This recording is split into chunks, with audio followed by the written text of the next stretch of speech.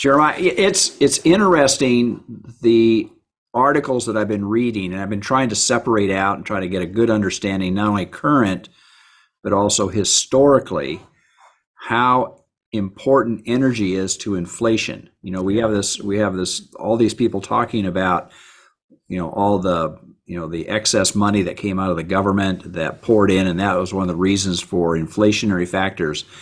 But when I try to drill down into this information and say, wait a minute, it supply chains, yes, all those things that kind of come into it, but energy and inflation are literally tied at the hip.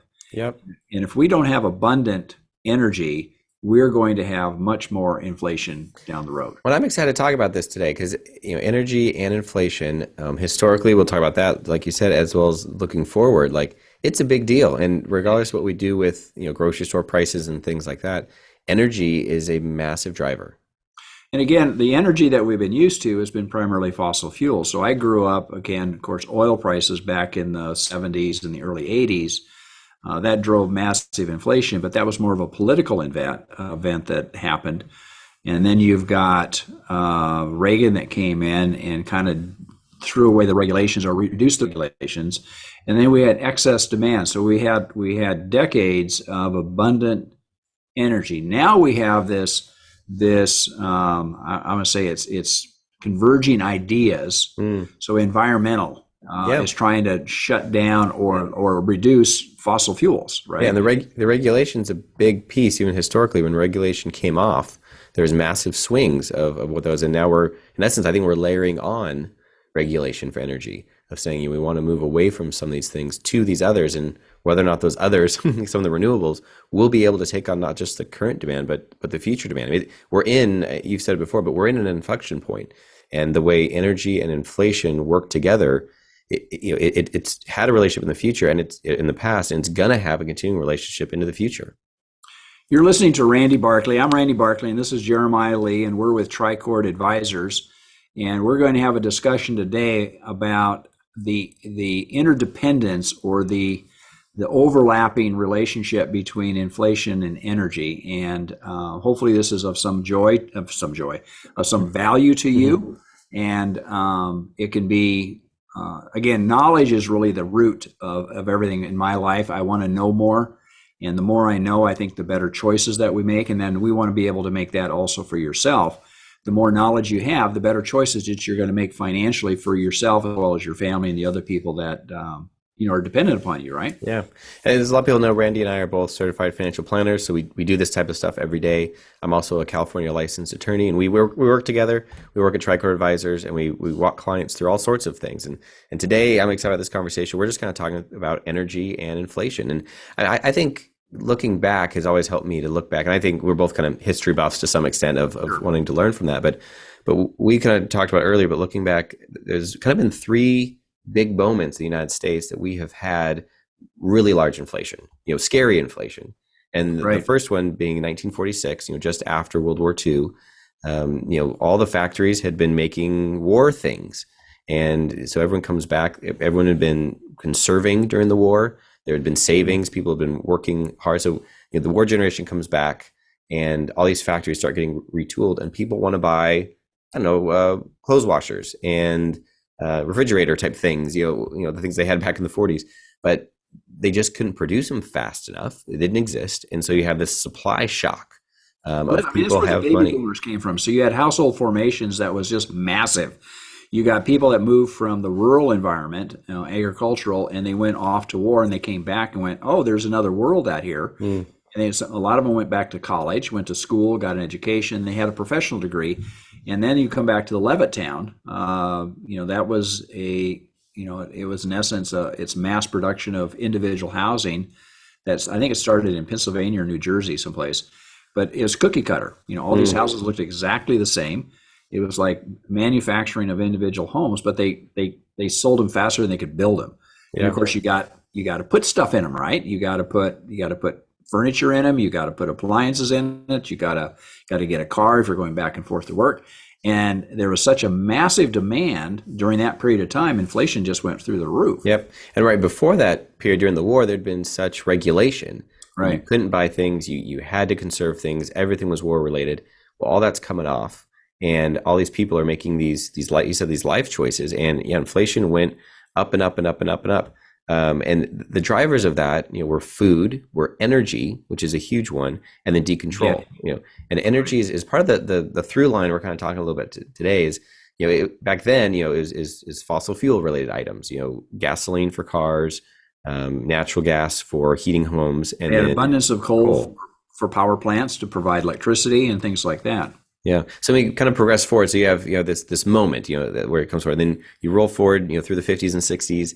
You get to 74, and we're seeing Nixon had just come off, and Nixon had been working with stagflation, basically, to where you had the same idea that you have this increase of demands, this increase of inflation, but the dynamic here all of a sudden was you had high unemployment. People couldn't find enough work, and so it was this odd moment where prices are going up. You don't have enough stuff. You don't have enough energy, but you also don't have this increasing money as you did in previous times. And with that, again, through that period of time. Yeah, go ahead. I say with that, it was a unique moment for Nixon, and trying to be political, all the things that he was political about, but trying to tame that. And it wasn't Ford comes in later and deals with it, but initially it was kind of a Nixon's watch as this started. And Ford tried to change things. He tried to walk into this and struggled. Well, Ford came in with this. He came in with this slogan called "Win." Whip inflation now, and basically it was an encouragement to people to buy less. If you buy less, therefore the cost of goods and services will go down automatically because the demand comes off. It did not work. I just say it worked great, right? Just told people to slow down, and they did. And they said, "Oh, fine, yeah, we'll buy less. We get it." I think we struggle with that even now. Like, right. In 2022, there's a lot of people said if people just stop driving as much, if they cancel their vacations, if they cancel their road trips, we'll be fine. And that's hard to do. It's hard to get us as a populace not to make our own independent choices and to fall in line. And back early in the 40s, kind of the war effort, I feel like there was more of that. People were conserving. It was an extreme moment, but you had the war. I mean, and outside of the war, I don't know we have that. You had a focus. Yeah, you had a focus of we're going to win the war. And Hitler was a real threat. What was going on. But again, remember, Japan attacked us in 1941. They attacked us because we weren't selling oil to them. And they wanted to control the oil supply, and they wanted more of it, and that's why Japan attacked Pearl Harbor. I mean, it's energy related, so energy is a key component, and I think we're at an inflection point going forward. None of us want to shoot our neighbors, but if you look at what's going on with Ukraine and Russia right now, it's energy is kind of at the core of a lot of this. I mean, they have the largest nuclear facility for Europe is on Ukrainian soil, and Russia is threatening by throwing bombs around this nuclear facility. It's just like, are you crazy? But it comes back down to this energy. Yeah, I think it's hard with Putin specifically of trying to say, is this a long-term energy play? He wants Europe to be dependent on his oil, maybe. Is this a just trying to draw the borders in a way that he likes them? I don't know. I'm sure there's all sorts of things at play.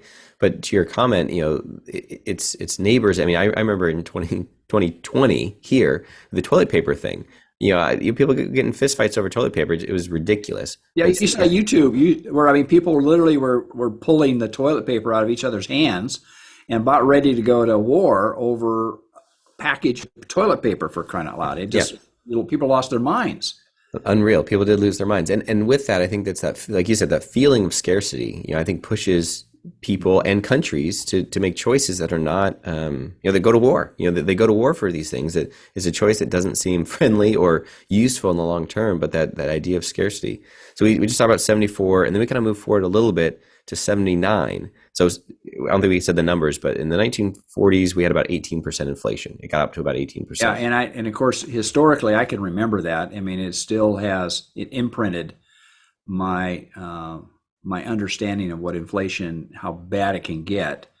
And during that period of time, I mean, I lived through the 70s. Yeah. I mean, the late 70s. Right. So in 74, it was 20%. And then the 79, we had the oil shocks. And so again, energy related, we were coming out of that stagflation, forwarded, whipped it or win, whip inflation now. I don't know if that slogan helped, but Ford kind of moved us forward a bit, but it didn't fully go away. Then you had Carter, as we get the oil embargo with Iran.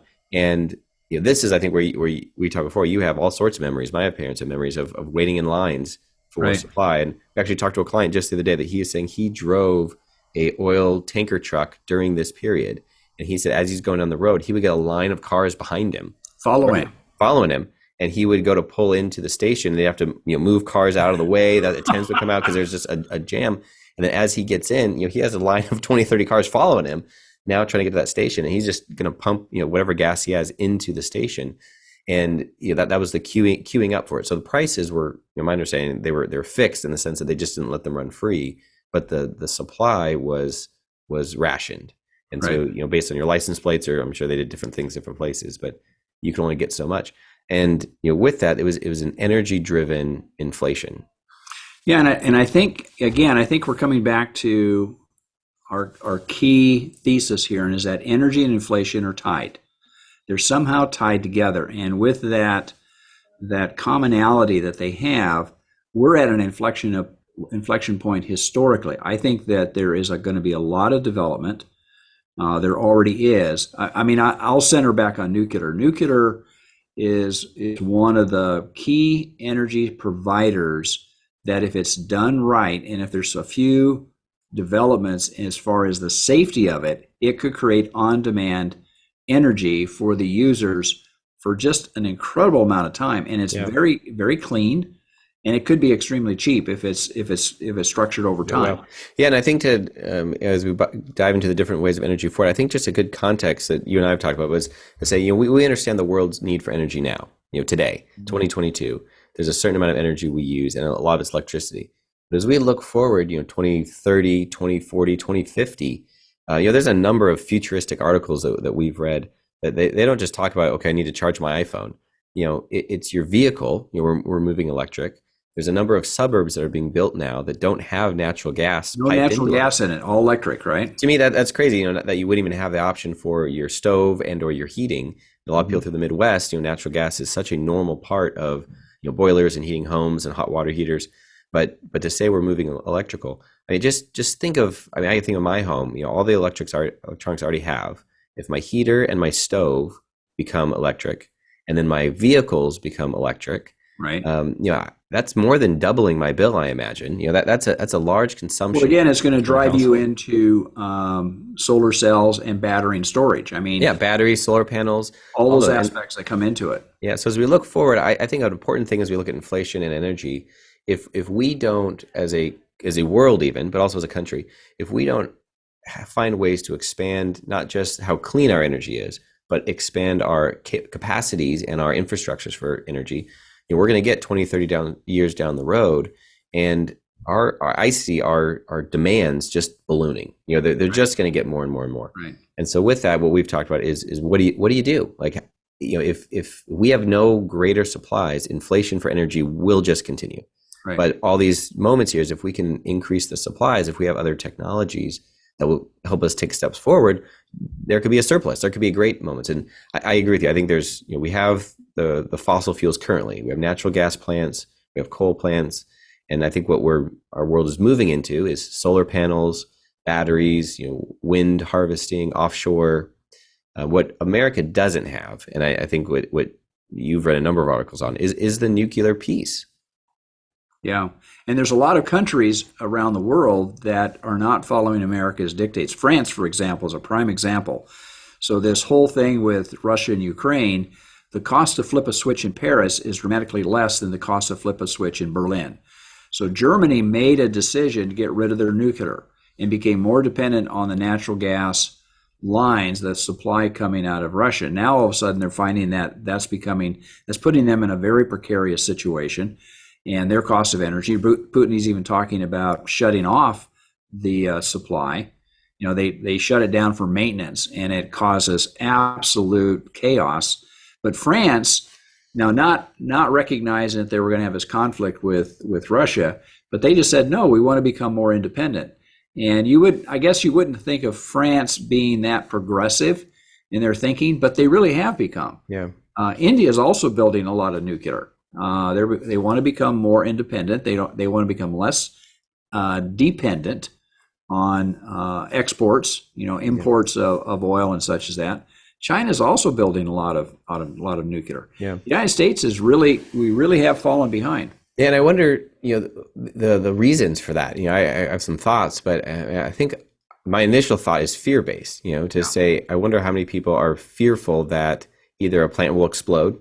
That there's some. We all, my generation, your generation, we all seen videos of Hiroshima and some of these bombs. Is that what we're feared of? Because that's not realistic. That's not how these function.